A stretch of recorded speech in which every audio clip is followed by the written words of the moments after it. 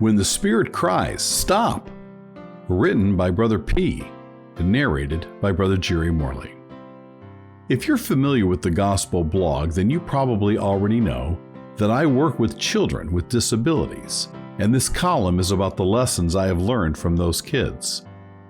One kid I work with, let's call him Jake, has a habit of biting very aggressively onto his own thumb or knuckles on his left hand, and he has some terrific calluses as a result. Now, I'm not sure why he does this, and he cannot speak to tell me.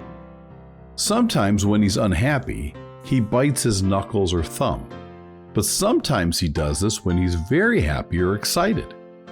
He'll do it when I'm unable to discern his mood.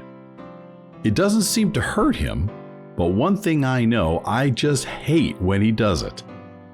Occasionally, he makes himself bleed. So I gently remove his hand from his mouth when he starts biting himself. At this point, I can always discern his mood because he becomes visibly angry when I remove his hand from his mouth. The lesson?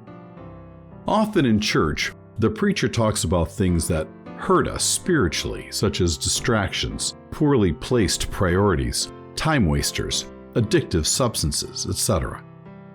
And when he reminds us to remove those things or reset our priorities, sometimes we may get angry or frustrated, despite realizing that he's just trying to help us quit hurting ourselves. And just like Jake's hand, we can become calloused to the word and not even feel it when we are hurting ourselves. Just because we may not feel the effect of the biting does not mean it's not causing damage.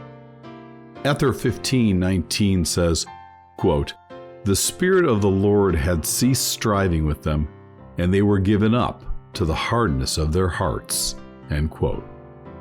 What a sad situation. The people had grown so calloused they could not even feel it when they were hurting themselves.